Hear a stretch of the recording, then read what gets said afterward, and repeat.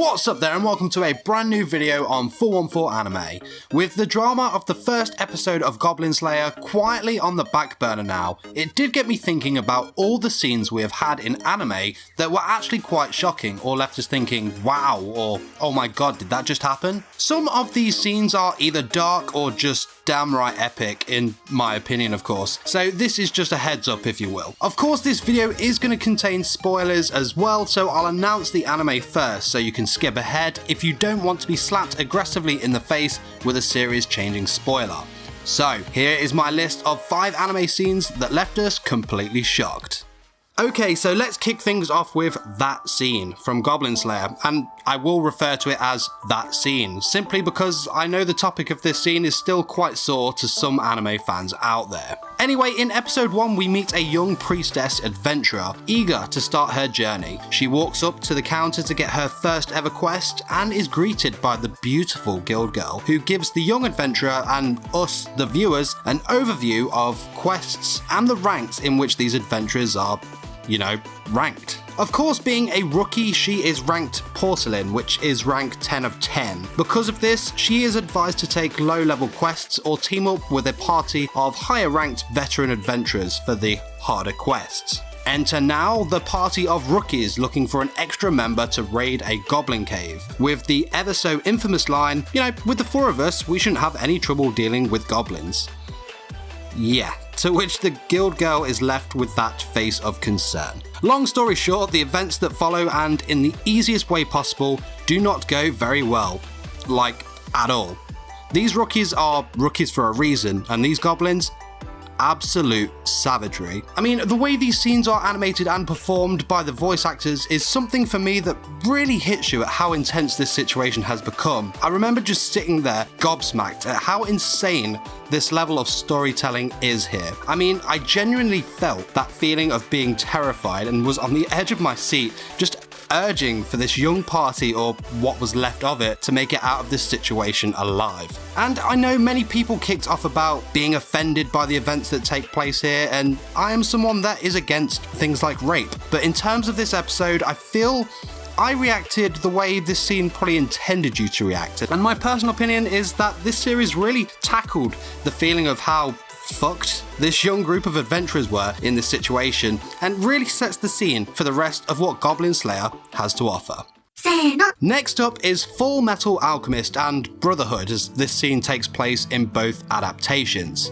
My brother actually got me into this series, and I'm glad he did. The story behind this show is just so touching, and the character builds are just out of this world. I honestly felt an instant connection with a lot of them, even some of the villains for that matter. Though there was one villain I did not feel 1 ounce of feeling for, and that was Sho Tucker. This arsehole decided to experiment on his own daughter, transmuting her with their pet dog, all because his job and reputation were at stake. And after watching this scene, it actually made me turn to my brother and ask him if the rest of the series was as dark as this. And I just remember having this really weird feeling that lingered with me for like the rest of the evening. I was well and truly shocked by what I'd just witnessed. Code Geass. This anime is one of my absolute favourites of all time. Definitely on my top 5 for sure. In fact, I could probably sit here for ages and talk to you about how much and why I love Code Geass. Maybe I'll do a 414 Fridays solely on this topic, but of course we would be here for a rather long time if I was to do this now. However, back on topic, one of the things I love most about this series is its main protagonist, Lelouch v Britannia. For the sake of time, he is just awesome, right? We have travelled with Lelouch for 50 episodes and have really undergone a journey with him. We have seen him at his glorious best and of course at his darker lows. We have got to the point now where we could even consider saying that Lelouch has almost become a part of us. No matter how dark and wrong his path was leading, we still wanted him to succeed in his plan. We've been with him too long for failure now. And enter episode 25 of R2, the finale of what has been an epic rollercoaster monster, we see Lelouch as the Emperor of Britannia, maybe even the world at this point, parading through the streets after what you could say is his greatest victory, until we witness the final act of the Zero Requiem. Suzaku, now as the role of Zero, thrusts his blade straight through Lelouch, and we all learn that this epic journey that we've been on with Lelouch was in fact a master plan of him destroying the current world so that it could have a fresh start. This moment both shocked me and left me with a real feeling of utter sadness. It actually took me a long time to get over this one. Lelouch can't die, but his death is even more tragic now that we know why he had died. And I might add, the soundtrack that is played during this end scene and throughout the rest of the episode was just simply beautiful. It really did add more shock and sadness to this wound as we sat there helplessly watching the rest of the characters' future and how Lelouch's sacrifice had given them a chance at rebuilding a broken world divided by war, and I just can't. I just need to end the video here. I'm sorry, guys. Lelouch!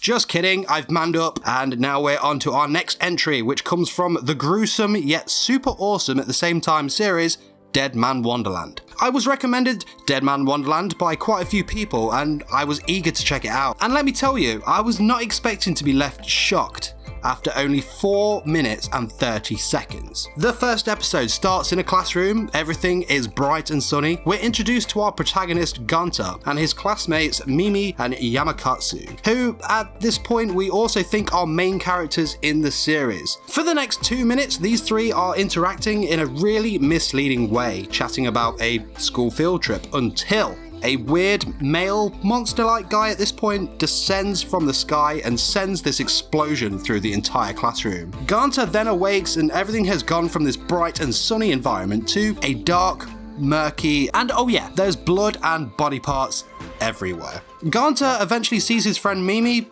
well, her head anyway, as it's thrown at him by this mysterious male monster guy, who then impales Gonta with this hardened blood that we will become familiar with for the rest of the series. Gonta then passes out, or at this point may even be dead to us watching this series for the first time. I remember my reaction to this was just simply, oh shit.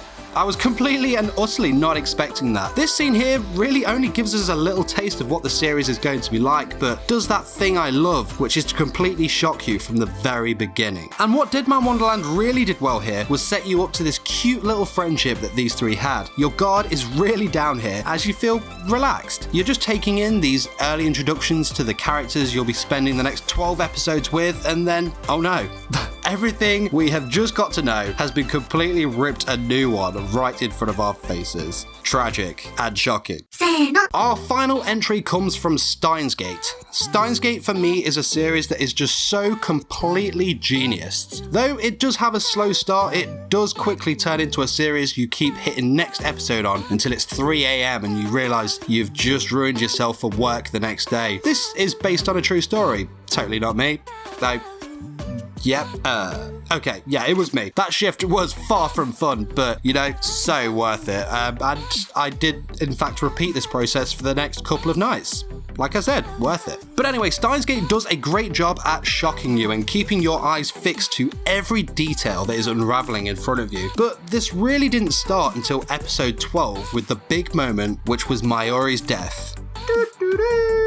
I mean, everything up to this point had been running as usual, and to be honest, this episode just felt like another episode. Nothing major about it, just a nice fun episode to sit through. This is until the last few minutes of that episode where the whole mood changes. The added effect of the slow heartbeat sound running throughout really does add this tense feeling surrounding the episode's final moments. CERN burst through the door. Epic anime betrayal scene as well, may I add. So you could say that this was a shock in itself, but then the gun is pulled out and it's declared that the little one is not needed. Okabe, of course, pleads for her not to pull the trigger, but this is all happening in like a really weird slow motion effect, which adds even more tension, and then bang.